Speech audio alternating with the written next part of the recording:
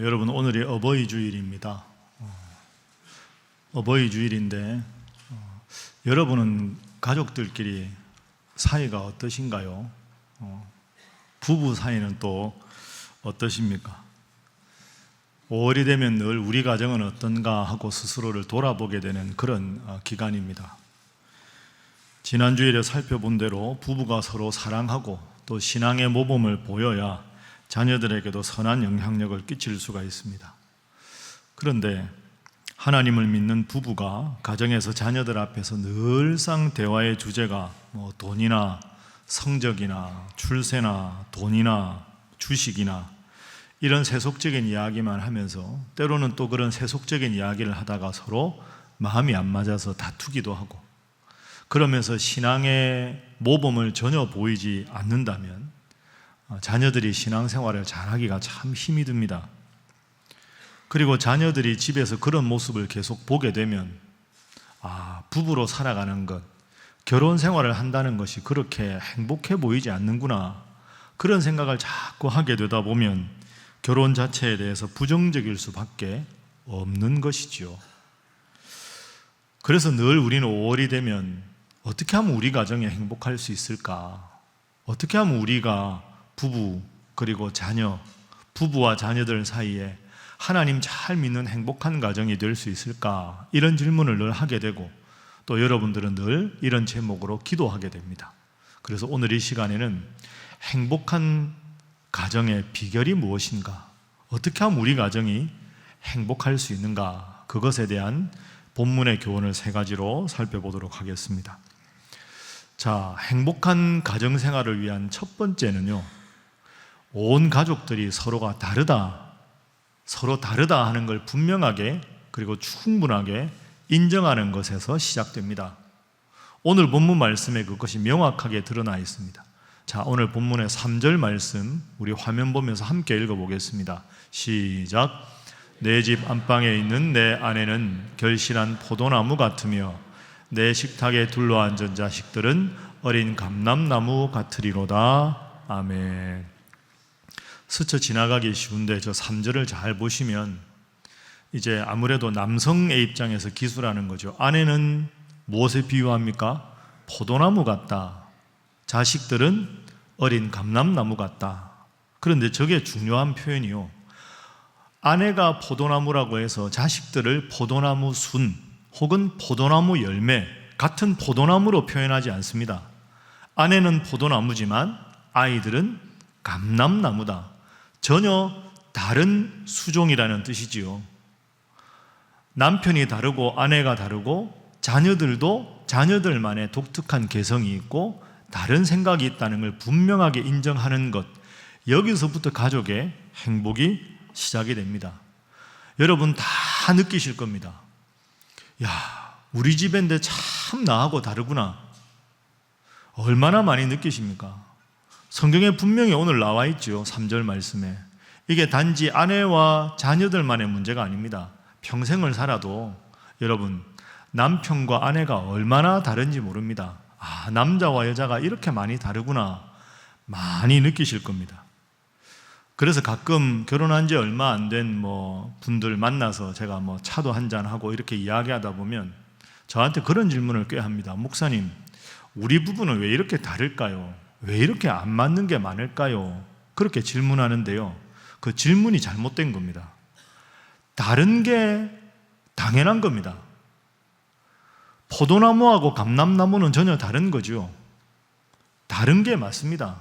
여러분, 보통 요즘에 결혼하기 전에 30년 이상을 대부분 각자의 생활을 하다가 결혼하지 않습니까?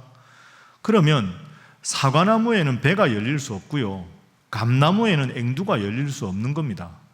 남자와 여자가 다르고요, 부부가 되기 전에 전혀 다른 환경에서 수십 년간 뿌리를 내리고 살았기 때문에 다른 게 당연한 겁니다. 왜 우리 부부는 이렇게 다를까요? 왜 이렇게 틀린 게 많을까요? 그게 아니고요, 다른 게 당연하다. 그러면 서로 다른 두 사람이 만나서 어떻게 조화롭게 서로를 존중하며 살아갈까? 질문을 이렇게 바꾸어야지, 왜 이렇게 다를까라는 질문을 하면 그 질문에 대한 정확한 대답을 얻기가 어렵습니다. 제가 여러분들에게 예를 하나 들어보겠습니다. 제가 아주 좋아하는 드라마가 있는데요. 그 드라마, 옛날 드라마인데 응답하라 1988이라는 드라마가 있습니다. 그 요즘에 워낙 재방송을 해서 볼 때마다 재밌습니다. 제가 사실 오늘 영상을 보여드리려고 그랬는데요. 너무 비속어가 많이 나와서 예배 시간에 보여드리기 뭐해서 제가 그냥 잠깐 이야기를 좀 하겠습니다.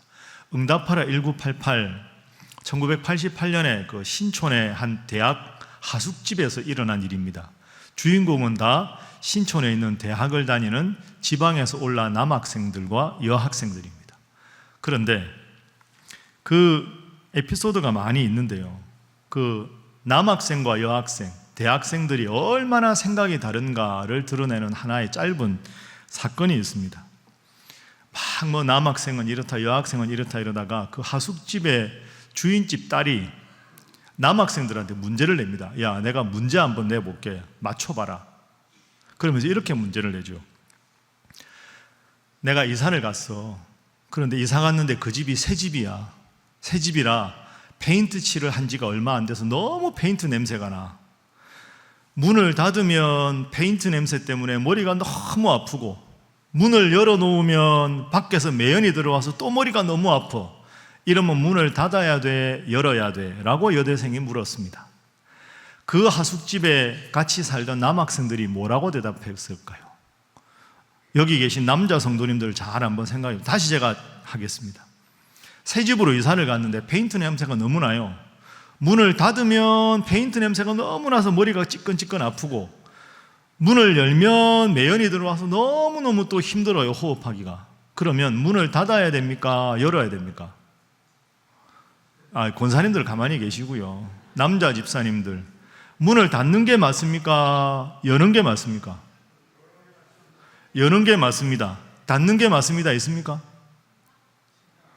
신경 문을 여는 게 맞아요? 닫는 게? 그러니까 이제 그 막 하숙하는 남학, 야, 문을 열어야지.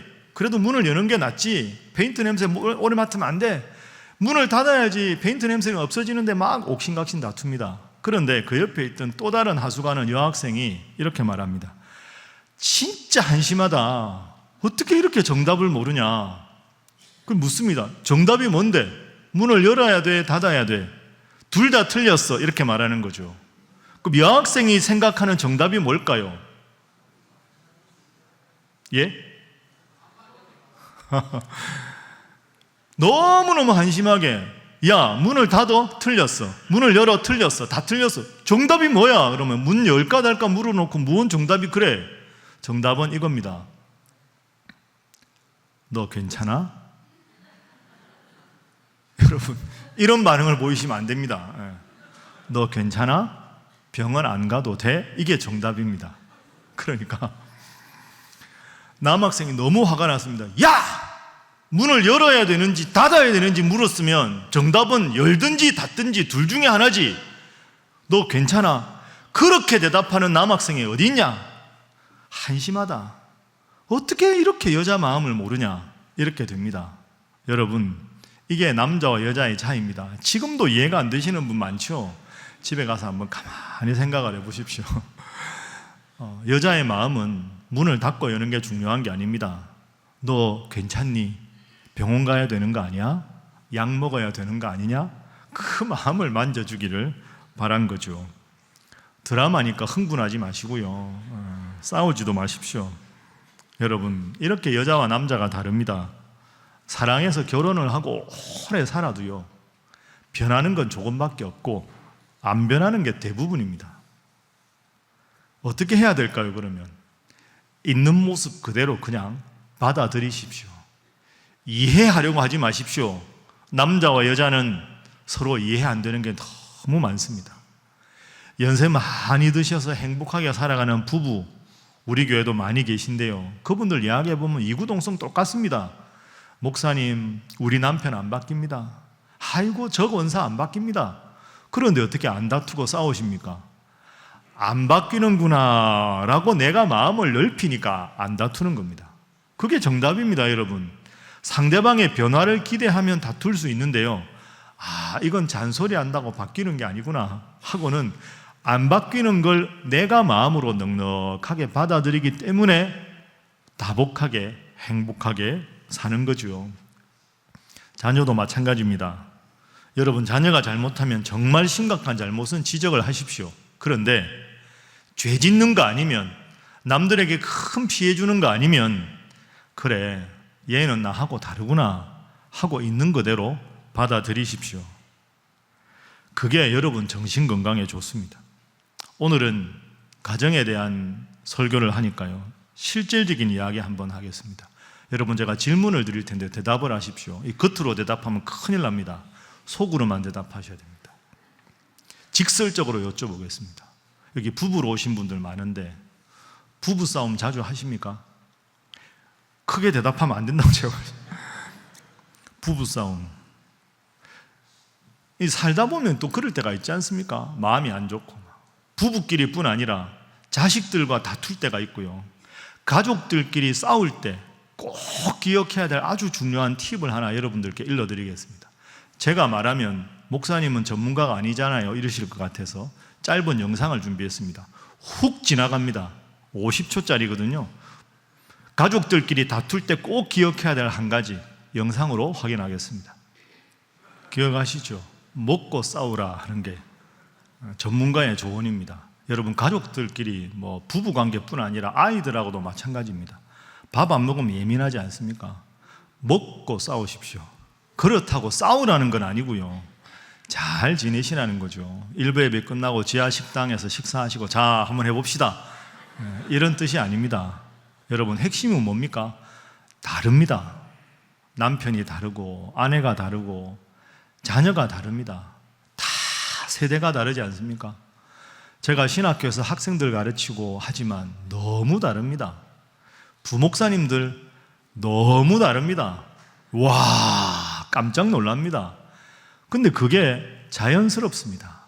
서로 다르다. 다르니까 같은 걸 봐도 해석이 다르고 같은 걸 봐도 생각이 다를 수밖에 없다라는 걸 인정하는 것에서부터 가정의 화목이 시작됩니다. 그러면 목사님, 다른데 어떻게 해야 합니까? 마음에 안 드는데. 그래서 중요한 게 있습니다. 자, 먼저 우리 옆에 분들과 인사부터 한번 하겠습니다. 다름을 인정해야 잘 지낼 수 있습니다. 한 번 더 할까요? 가족 간에 행복하시기 바랍니다. 그럼 어떻게 하면 행복할 수 있느냐? 제일 중요한 게 두 번째입니다. 가정 행복의 중요한 비결 두 번째는 온 가족이 하나님을 잘 믿는 것, 그것이 행복의 비결입니다.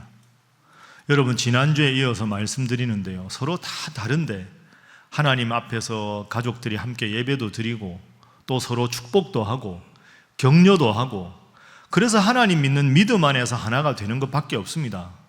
여러분이 자녀들에게 이야기해도 엄마 아빠는 나하고 너무 다르구나, 그거밖에 없습니다. 하나님이 마음을 열고 부모님이 자녀에 대한 사랑을 자녀들이 느낄 수 있게 하고 자녀의 다름을 넉넉하게 인정할 수 있는 하나님의 지혜를 주셔야 우리 가정은 행복해질 수 있습니다. 그래서 오늘 본문에 그 원리가 정확하게 드러납니다. 1절과 4절 말씀을 한번 보십시오. 자, 1절, 4절 우리 함께 읽습니다. 시작. 여호와를 경외하며 그의 길을 걷는 자마다 복이 있도다. 여호와를 경외하는 자는 이같이 복을 얻으리로다. 아멘. 그래서 오늘 짧은 6절에 여호와를 경외하라 하는 표현이 2절이나 나오는 겁니다. 그리고 1절 보시면 여호와를 경외하며 그의 길을 걷는다. 걷는다는 건 매일 반복한다 하는 거죠. 일주일에 한 번 겨우 하나님 앞에 예배를 드리는 게 아니라 늘 우리가 오른발 왼발 일상에서 걸어가듯이 항상 가정에서도 하나님 말씀 묵상하고, 아이들이 힘들 때는 아이들을 손잡고 기도해주고, 아이들이 좋은 일이 있을 때는 머리에 손 얹고 축복 기도해주고, 불안해할 때는 안아주고, 부부가 서로를 위해서 기도하고, 어려운 일이 있으면 서로 기도한 후에 좋은 일로 바꾸어 주시면 서로 간증을 나누고 은혜를 나누고 하나님을 경외하며 그 도를 항상 걷는 사람, 그렇게 걷는 가정에 하나님께서 복을 주신다 하는 거죠. 여러분, 그래서 지난주에도 말씀드렸는데 일주일에 한 번 아이들이 교회에 오는 것으로 아이들의 신앙이 자란다고 생각하시면 안 됩니다. 여호와를 경외하며 그 도에 항상 걷는 자가 그 가정이 복이 있다. 시편 곳곳에 하나님 중심으로 살아가야 복이 온다는 말씀이 잘 나타납니다. 제가 몇 구절 인용을 해보겠습니다. 시편 104편 33절에 내가 평생토록 여호와께 노래하며 내가 살아있는 동안에 영원히 내 하나님을 찬양하리로다. 그래야 복이 오는 거죠. 시편 16편 2절 말씀 내가 여호와께 아뢰되 주는 나의 주님이시오니 주밖에는 나의 복이 없다 하였나이다. 8절 말씀 내가 여호와를 항상 내 앞에 모시며 항상 하나님 중심으로 살아가면 그 하나님께서 내 오른편에 계심으로 내가 흔들리지 아니하리로다. 한번 따라합니다. 내가 여호와를 항상 내 앞에 모시며. 그렇습니다. 항상 내가 하나님 중심으로 살아가서 마음이 불편할 때도 하나님 앞에 기도하니 그 자녀의 다름을 이해할 수 있는 마음을 주시고, 왜 저럴까가 아니라 그래도 사랑하는 남편을, 아내를 보면서 존중하게 여기는 마음을 주시고, 하나님께서 그런 마음을 주셔야 가족들이 정말로 주님 안에 행복할 수 있다 하는 것이 성경의 교훈입니다. 여러분, 오늘도 하나님 앞에 잘 나오셨습니다. 하나님 앞에 자녀를 위해서 기도하는 일, 가정을 위해서 기도하는 일, 늘 축복하는 일, 힘들면 함께 손잡고 가족들이 기도하는 일, 이런 일에 힘쓰셔서 다 다르지만 하나님 안에 우리 가정은 하나다. 그런 마음으로 늘 하나님 은혜 안에 살아가는 복된 가정 이루시기를 주님 이름으로 축복합니다. 자, 옆에 분들과 인사하겠습니다. 하나님 잘 믿어야 가정이 행복합니다. 한 번 더 할까요? 앞으로도 하나님 잘 믿으시기 바랍니다. 이것이 행복의 비결입니다. 그리고 마지막 세 번째입니다. 마지막 세 번째는 가족들끼리 서로를 바라보며 축복해야 된다 하는 거죠. 다르다는 것을 인정하고 하나님 중심으로 살아가고 하나님이 주시는 마음으로 서로의 다름에 대해서도 축복하는 것, 격려하는 게 필요합니다. 제가 과거에 교육부 할 때 청소년부를 할 때도 있었고 청년부를 할 때도 있었고 아동부를 할 때도 있었는데요, 아이들에게 물으면 다 똑같습니다. 부모님이 너희들한테 하는 말 중에 제일 듣기 싫은 말, 제일 들으면 마음 불편한 말이 뭐야? 어린 초등학생이든 중학생, 고등학생, 청년들 다 똑같습니다. 부모님한테 들으면 제일 싫은 말, 넌 왜 그렇게밖에 못해? 넌 왜 그래? 이 말 제일 싫어합니다. 넌 왜? 이 말에는 두 가지 뜻이 있죠. 너는 왜 그러냐라는 말은 다른 아이와 비교할 때 나오는 겁니다. 쟤는 잘하는데 너는 왜 그러냐? 형은 잘하는데 넌 왜 그러냐? 언니는 안 그런데 넌 왜 그래? 동생은 잘하는데 넌 오빠가 돼서 왜 그래? 넌 왜? 라는 말은 비교할 때 나오는 말입니다. 여러분, 어른들도 비교당하는 거 참 싫지 않습니까? 그래서 넌 왜? 첫 번째는 비교하는 겁니다. 두 번째는 부모님이 원하는 자녀상이 딱 부모님 머릿속에 있는 겁니다. 이렇게 해야 내 아들인데, 이렇게 해야 내 딸인데 넌 왜 내 기대와는 달라? 넌 왜? 라는 말은 첫 번째는 비교고, 두 번째는 부모님이 원하는 상을 딱 가지고 그 상에 안 맞으면 그렇게 아이들을 향해서 자꾸 화를 내고 야단을 칩니다. 여러분 한번 생각해 보세요. 여러분이 여러분의 자녀에게 칭찬한 게 언제입니까? 잔소리나 꾸중 말고요, 칭찬한 게 언제인지 한번 생각해 보십시오. 아유, 목사님 저는 자주 칭찬하는데요. 그러면 칭찬이 많으신가, 죄송한데 잔소리가 많으신가 생각해 보세요. 의외로 여러분들 부모님한테 칭찬 경험이 별로 없으실 겁니다. 꾸중 듣고 잔소리 들은 건 참 많은데요, 의외로 자녀들에게 칭찬 안 합니다. 부모님이 칭찬하면 정말 행복한데 제가 생각해도 칭찬받은 적이 별로 없는 것 같습니다. 이거 잘못된 겁니다. 끊임없이 격려하고 칭찬하십시오. 여러분, 꾸중하고 잔소리해서 사람이 잘 안 바뀝니다. 칭찬하고 격려하고 축복하고 그래야 바뀌지 않습니까? 예를 들어서 아이가 시험 성적을 받아왔는데요, 70점 받다가 90점 받아왔습니다. 잘했죠. 신나서 말합니다. 엄마, 나 이번에는 점수 많이 올랐어요. 몇 점? 90점. 칭찬합니까? 안 합니다. 100점 맞은 애도 있니? 네. 누구? 넌 왜 그렇게 못해? 넌 왜? 이렇게 되는 거죠. 20점을 올렸는데 100점 못 받았다고. 다음에 열심히 공부해서 100점 받아옵니다. 이제는 엄마가 나에게 칭찬하겠지. 엄마, 나 100점. 그래, 방심하지 마. 방심하지 마. 애가 맥이 탁 풀리죠. 그 다음에 한마디를 붙입니다. 다 너를 위해서 하는 말이야. 여러분, 잘했다 하고 꼭 안아주면 애가 얼마나 기쁠까요? 의외로 자녀들에게 칭찬하지 않습니다. 자녀들은 그것 때문에 부모님에 대해서 자꾸 내가 아무리 잘해도, 내가 아무리 노력해도 부모님 마음에 나는 별로 마음에 안 드는 아들, 딸이구나, 그렇게 생각하지요.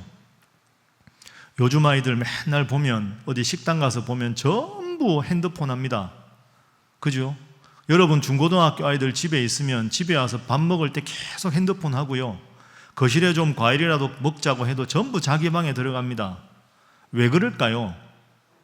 근본적으로 생각해 보면 부모님하고 있는 게 불편하다는 뜻입니다. 맨날 잘해와도 칭찬 한 번 못 받고, 맨날 이래라 저래라 하고는 다 너를 위해서 하는 말이라고 그렇게만 말하니 부모님 앞에서는 애들이 마음이 안 편한 겁니다. 주눅 드는 거죠. 너 힘든 거 없냐? 아빠가 뭘 좀 도와줄까? 야, 너 멋지다, 잘했다, 그런 칭찬을 받아본 적이 없거든요. 엄마 얼굴 보고 아빠 얼굴 보는 것보다 핸드폰 보는 게 훨씬 편한 겁니다. 빨리 밥 먹고 자기 방에 들어가서 문 꼭 닫아 놓고 있는 게 제일 편한 거죠. 이게 무슨 하숙집입니까? 이게 지금 우리 대한민국의 슬픈 자화상 아닙니까? 왜 그렇게 됐을까요? 미성숙한 자녀의 잘못이라기보다는 부모의 잘못일 경우가 많습니다. 오늘 본문 말씀, 그래서 5절과 6절로 마무리가 됩니다. 자녀 교육에 중요한 원리가 나옵니다. 5절과 6절을 화면으로 한번 보십시오. 자, 우리 함께 읽어봅니다. 시작. 여호와께서 시온에서 내게 복을 주실지어다. 너는 평생에 예루살렘의 번영을 보며 내 자식의 자식을 볼지어다. 이스라엘에게 평강이 있을지로다. 아멘. 화면 보시면 다 축복의 말씀 아닙니까? 여호와께서 너에게 복을 주실 것이다. 너는 번영을 볼 것이다. 너의 인생에 평강이 있을 것이다. 계속 축복하고 하나님의 은혜를 말하고 하나님의 능력이 너와 함께 있기를 격려하고 축복하고 칭찬하니 잘 될 수밖에 없는 거죠. 우리가 자녀를 위해서 축복해야 되는 이유가 바로 여기 있습니다. 그러면 열심히 남편도 아내도 부모님도 자녀도 각자에게 맡겨진 일을 최선을 다하겠지요.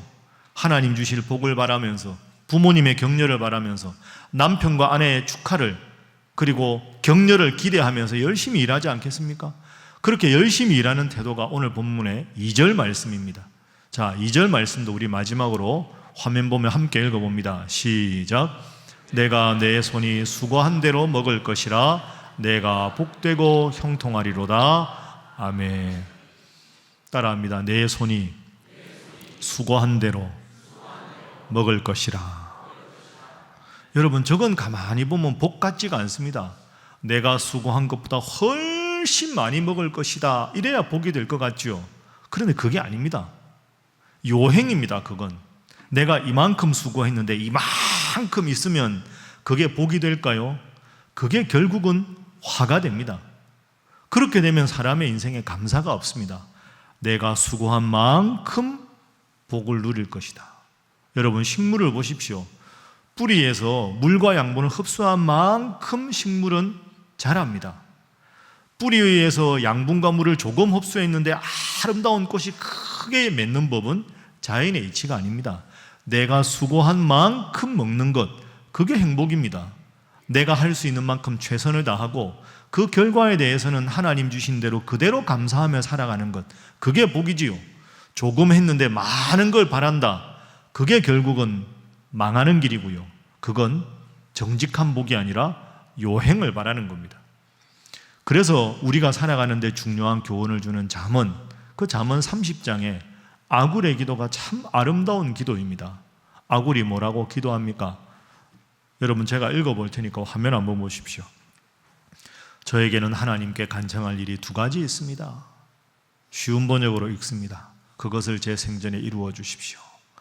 하나님, 허황된 거짓말을 하지 않게 해주십시오.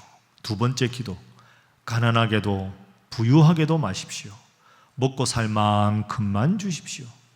배부른 김에 교만해서 여호와가 다 뭐냐 하며 하나님 앞에 배은망덕하지 않게 해주시고, 너무 힘들어서 너무 가난해서 도둑질하며 하나님을 원망하는 사람 되지 않게 해주십시오. 가난하게도 부하게도 말고 최선을 다한 결과에 감사하며 살아가는 것, 그것이 행복이라는 겁니다. 여러분, 오늘 본문 말씀 세 가지가 참 중요하지요. 서로의 다름을 인정하고 하나님 주시는 은혜 안에서 서로를 축복하며 살아가는 것, 그게 복입니다. 여러분의 가정은 어떻습니까? 이 세 가지를 꼭 기억하고 서로 격려하고 축복하는 복된 여러분의 가정 되기를 주님 이름으로 축복합니다. 옆에 분들과 인사하겠습니다. 늘 축복하며 살아가시기 바랍니다. 자, 한 번 더 할까요? 그 축복의 행복이 있습니다. 수년 전에 제가 그 영문 잡지에서 읽은 글 하나 여러분들에게 소개하고 설교를 마치겠습니다. 미국의 위스콘신 주가 있는데요, 그 주에서 살아가던 노부부의 이야기입니다. 그 부부가 참 행복하게 살아가는데 안타깝게도 아내가 치매에 걸렸습니다. 참 행복하게 살아가는데 아내가 치매에 걸렸는데 집에서 도저히 이 연세 드신 남편이 이 아내를 어떻게 보살피기가 어려워서 인근에 있는 요양원에다가 보냈습니다. 근데 요양원에 보내놓고도 이 남편이 마음이 편하지 않은 겁니다. 너무너무 사랑하던 아내가 내가 잘 돌보지 못해서 요양원에 보냈다라는 그 자책하지 않아도 되는 그 자책감 때문에 너무 괴로웠던 거죠. 그래서 사랑하는 아내를 보기 위해서 매일 요양원에 가서 2-3시간 이상 함께 지내다가 오곤 했습니다. 그런데 안타깝게도 이 치매에 걸린 아내가 이 남편을 알아보지를 못하는 겁니다. 그런데 이 아내가 정말 좋아하는 게 있었습니다. 그게 아이스크림이었습니다. 그러니 이 남편은 늘 아이스크림을 사서 아내를 매일 방문하곤 했습니다. 어느 날 어버이날을 맞이해서 이제 자녀들이 다 와서 요양원에 있는 어머니를 보러 가게 됐습니다. 그날은 그러니까 남편과 자녀들이 다 함께 간 거죠. 그날도 똑같이 남편이 아이스크림을 사갔습니다. 아이스크림을 사랑하는 아내에게 주었습니다. 자녀들이 묻습니다. 엄마, 이분 누구예요? 라고 묻습니다. 뭐라고 대답했을까요? 아내가 이렇게 말합니다. 아이스크림 사다 주는 좋은 아저씨야. 이렇게 말을 하죠. 남편이라는 단어를 잊어버린 겁니다. 남편이 그걸 보면서 참 마음이 어땠겠습니까? 그렇게 그 후에도 매일 가다가 이제 크리스마스가 다가왔습니다. 매일 아이스크림 사갔는데 어느 날 이 아내 옆에 남편이 앉습니다. 그리고 이렇게 말합니다. 내가 좋아요. 아내가 좋아요. 왜 좋아요? 아이스크림 사다 주니까 좋아요. 그러자 남편이 이렇게 딱 기다렸다는 듯이 말합니다. 그러면 나하고 결혼하면 어떨까요? 아내가 말합니다. 매일 아이스크림 사다 주면 나 결혼할게요. 그래서 크리스마스 날 요양원에서 사역하시는 목사님을 모시고 결혼식을 합니다. 오후에 가족들 부르고 가까운 분들 불러서 결혼을 합니다.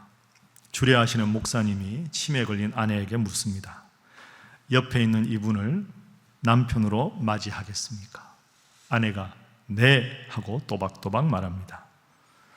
남편도 네라고 대답합니다. 그리고는 결혼식 말미에 주례 목사님의 허락을 받아서 하객들에게 남편이 이렇게 인사를 합니다. 오늘 저희들의 결혼식에 참여해 주신 여러분께 감사드립니다. 제가 저의 아내와 이런 번거로운 결혼식을 다시 준비한 것은 단 한 번이라도 제 아내에게 사랑하는 남편이라는 말을 듣고 싶었기 때문입니다. 내일 다시 제 아내가 저를 기억을 못해도 저는 오늘 하루만이라도 제 사랑을 되찾고 싶었습니다. 저희에게 이 사랑이 가득하도록 도와주신 여러분께 감사드립니다. 오늘 성탄절에 우리 부부는 정말로 고귀한 사랑의 선물을 받았습니다. 그런데 이 이야기에서 놀라운 것은 그 아내가 그날 이후에도 치매 환자로 살다가 6년을 더 살았습니다. 그런데 그 결혼식 날부터 이분을 보면서 남편이라고 불렀습니다. 6년이 지나고 치매에 걸렸던 그 아내가 돌아가시게 되었을 때 장례식에서 남편이 다시 이렇게 말합니다. 이것으로 만족합니다. 제 아내가 요양원 결혼식 후에 적어도 저를 남편으로 불러준 것, 그것은 크리스마스의 기적이었고 사랑의 기적이었습니다. 남은 저의 인생 사랑의 빚을 갚기 위해 제 아내보다 더 어렵고 힘든 이웃들을 기억하며 사랑하며 살아가겠습니다. 사랑하는 여러분, 가족들끼리는요, 사랑만 하며 살아도 모자라는 겁니다.